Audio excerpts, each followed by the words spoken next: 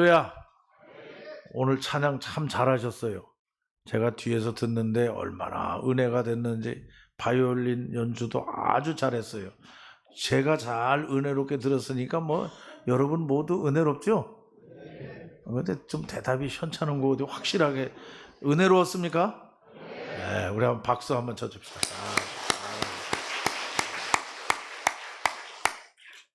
박수 쳤으니까 오늘 찬양은 한 번 더 하기로.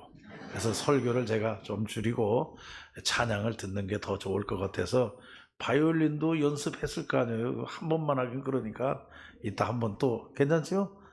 예, 한 번 더 하도록 제가 설교 후에 찬양 임예송 해주시면 성가대 나오도록 그렇게 하겠습니다. 오늘 제가 말씀드리려고 하는 것은 이 살다 보면 참 고난이라고 하는 거예요. 우리 믿는 사람들의 앞길이 다 형통하면 얼마나 좋습니까? 다 평안하고 행복하고 형통하면 그거 이상 좋은 게 없어요. 근데 우리 믿는 사람들도 살아가다 보면 넘어질 때가 있어요. 그리고 좌절할 때도 있고 고난 당할 때도 있고 슬픔을 당할 때도 있고 앞길이 캄캄할 때도 있고 어떻게 할 거냐는 얘기예요. 그럼 불평하고 원망할 거냐? 믿지 않는 사람들하고 똑같이 우리 예배 잘 드리고 열심히 기도하고 열심히 봉사하고 또 열심히 맡겨주신 사명도 감당하고 그래도 어려움이 있을 때 그게 어떻게 해야 되느냐? 근데 이제 우리 한국 교회가 우리 한국 기독교인들에게 잘못 가르치는 게 있다. 그렇게 지적을 해요. 그게 뭐냐 하면은 예수 그리스도와 함께 영광 받는 거 이것만 가르친다는 얘기예요. 예수 그리스도와 함께 영광. 예수 그리스도와 함께 고난은 왜 얘기 안 하느냐는 얘기예요. 부활의 영광이 있다고 하면은 그 부활의 영광은 반드시 십자가의 고난이 있은 다음에 부활의 영광이 있는 거라는 얘기예요. 근데 부활의 영광에만 치우쳐 있지 십자가의 고난은 가능하면 받지 않으려고. 그건 쫓아가지 않으려고. 여러분 부활의 새벽은 십자가의 밤이 있기 때문에 부활의 새벽이 오는 거예요. 우리가 분명히 아셔야 된다는 얘기예요. 그런데 우리가 신앙생활에서 영광 받는 것, 복 받는 것, 잘 되는 것 이것만 강조하다 보니까 모래 위에 집을 지은 것과 같다. 조금 어려움이 있으면 넘어져요.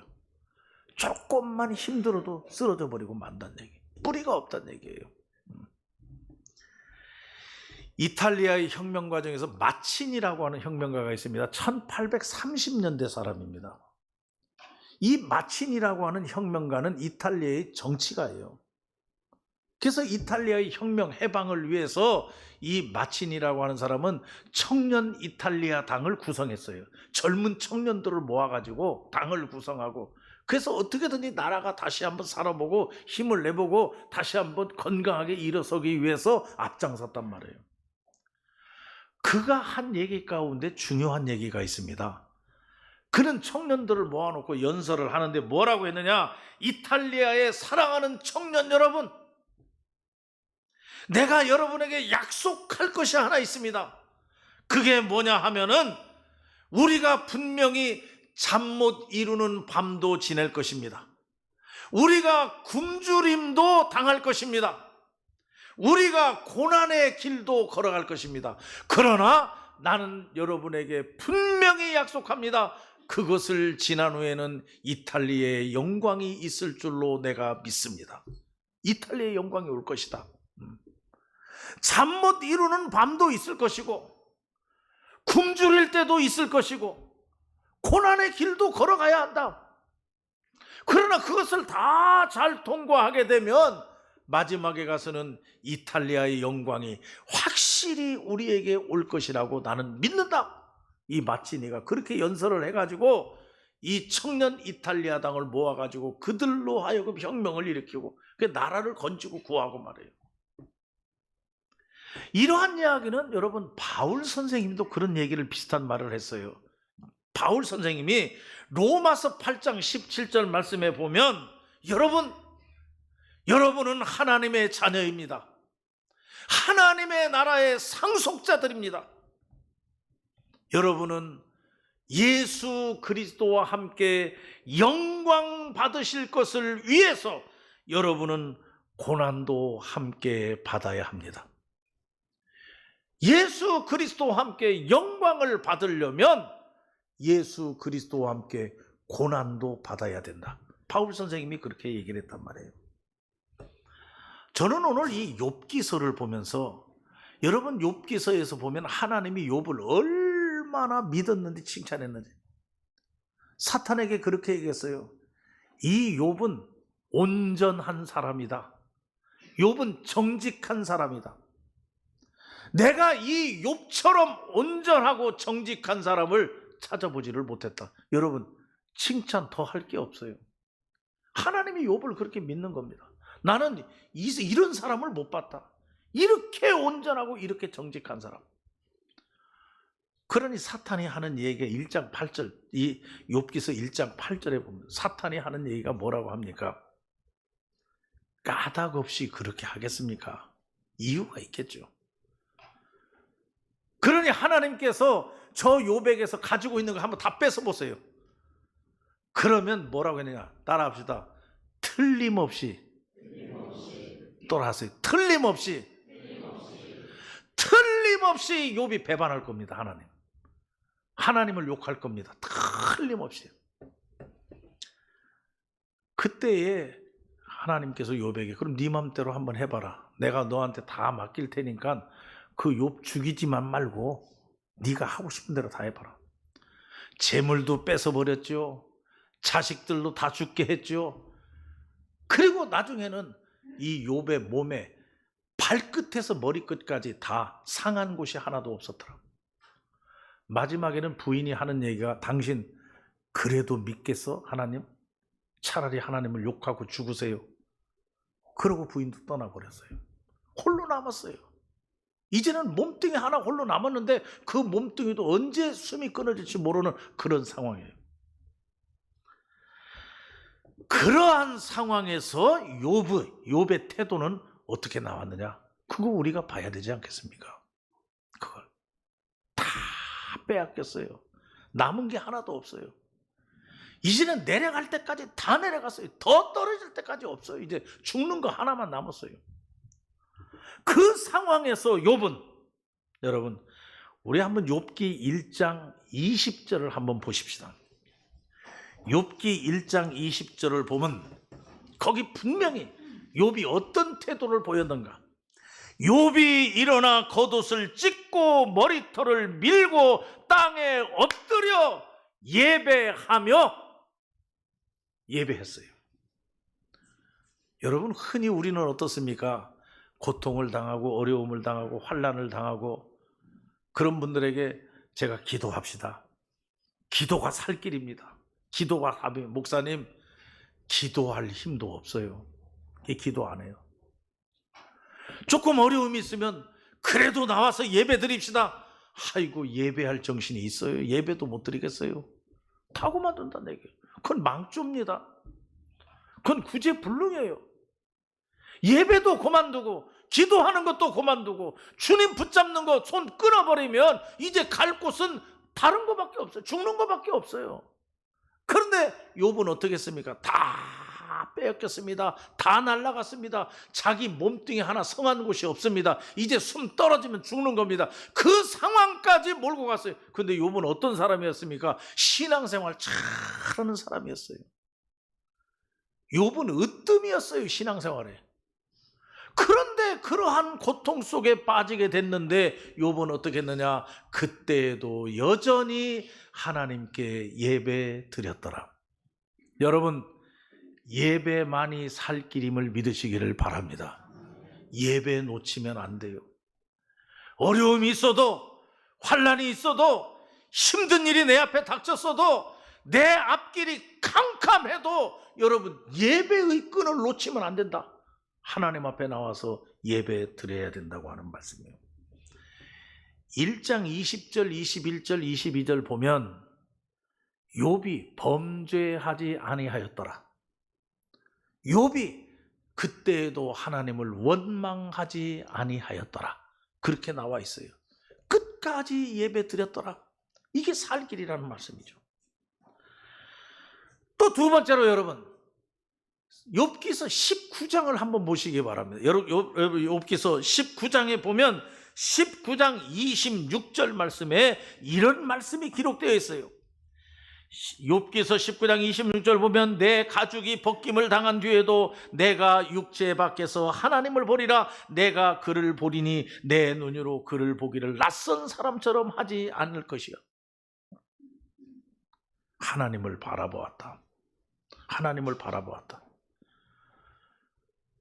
하나님 바라볼 정신이 없어요. 하나님 바라볼 상황이 아니에요. 얼마든지 불평하고 원망하고 낙심하고 할 수 있는 그런 상황이에요. 이제 떨어질 때까지 떨어졌어요. 그런데도 욥은 어떻게 했느냐? 하나님을 바라보았더라. 육체 밖에서 하나님을 바라본다. 육체 밖이라고 하면 죽는 겁니다. 내가 죽음이 온다 할지라도 하나님을 바라보겠다. 내가 하나님을 바라보고 내가 하나님을 만날 때에는 절대로 낯선 사람을 만나는 것처럼 만나지 않겠다. 우리는 그럴 수 있죠. 당신 누굽니까?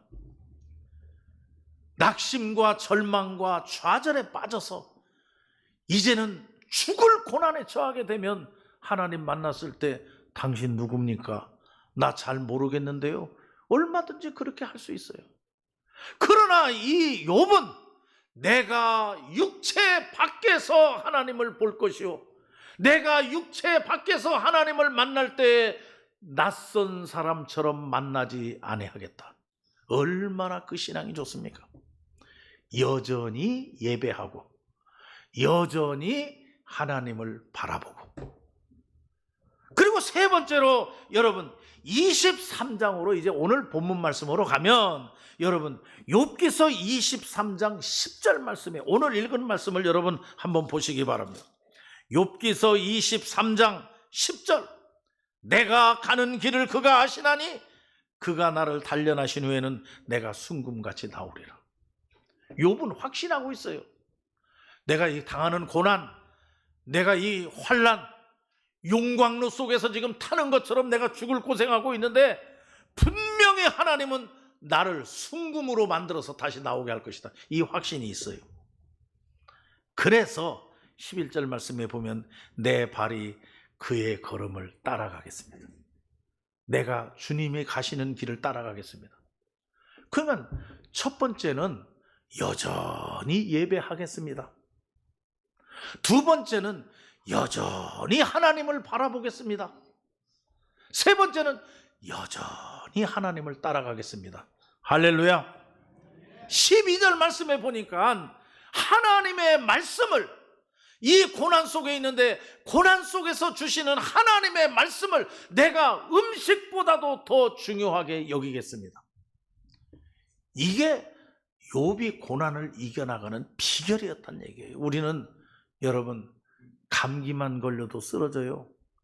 하루 장사만 잘 안 돼도 원망해요. 시험에 불합격만 하더라도 불평, 원망. 하나님 안 따라간다.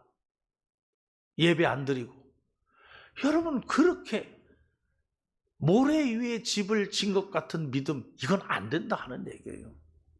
여러분 내가 용광로 속에 들어간 그런 불덩이 속에 들어간 것 같은 그런 고난을 당한다 할지라도 하나님은 나를 순금으로 다시 나오게 할 것이라고 하는 이런 믿음을 가지고 고난 속에서도 여전히 예배 드리고 고난 속에서도 여전히 주님 바라보고 고난 속에서도 여전히 주님을 따라가는 사람, 이 사람이 하나님의 복을 받는다. 여러분 우리 안요한 목사님 아십니다. 우리 영화도 나왔죠. 안요한 목사님.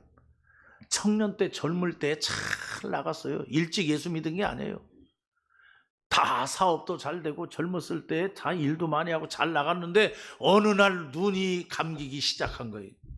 두 눈이 안 보이게 됐어요. 그때 예수님 만난 겁니다. 그때 예수 믿게 됐어요. 눈이 안 보여서. 그래서 3년 동안 방황했어요. 죽으려고도 몇 번 했어요.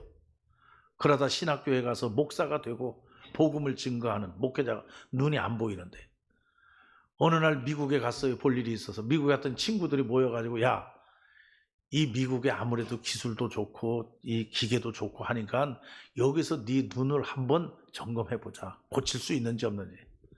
그때 이 안요한 목사님이 한 얘기가 뭐냐? 아니다. 내가 두 눈을 뜨고 있을 때에는 하나님을 몰랐는데 두 눈이 보이지 않으면서 하나님을 만났고, 내가 두 눈을 뜨고 있을 때 기쁨을 느끼지 못했던 것, 두 눈이 감겨서 기쁘고 행복하고 희망이 있고, 그러니 내가 두 눈을 뜨게 할 이유가 뭐가 있느냐? 그럴 필요 없다. 그래서 그냥 왔다는 그런 이야기가 있어요. 여러분, 오늘 여기 말씀에 보면은 42장 5절 말씀, 42장 5절 말씀에 이 욥이 뭐라고 했습니까?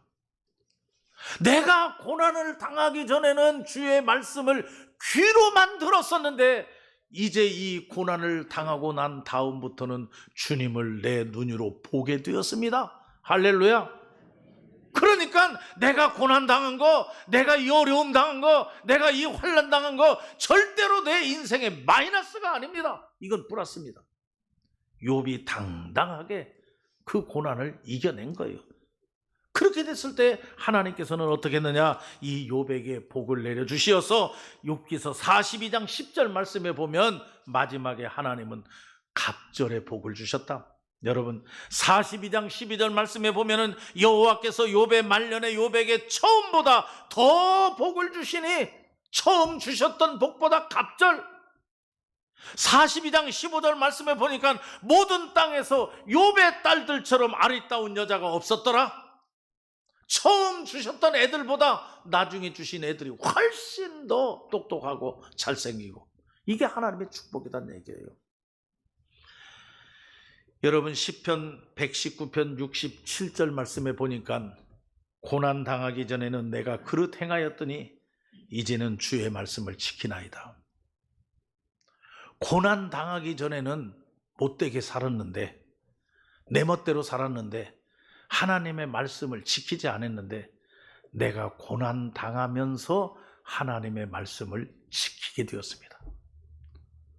그러니 시편 119편 71절 말씀에 보니까 저자는 뭐라고 그러냐? 고난 당하는 것이 내게 유익이라, 이렇게 고백했어요. 여러분, 우리가 지금 욥의 고난만 합니까? 죽겠다고, 못 살겠다고 원망하고 불평하시는 분들, 욥만큼 고난 당했습니까? 그렇지 않아요. 욥은 죽기 직전이에요. 지금 아무것도 없어요. 손에 잡히는 게. 그래도 끝까지 여전히 예배드리고 여전히 하나님을 바라보고 여전히 하나님을 따라갔어요. 그러면서 감사했어요. 오히려 내가 고난 당하기 전에는 귀로 듣기만 했는데 이제 고난 당하고 나서 보니까 하나님을 보게 되었습니다.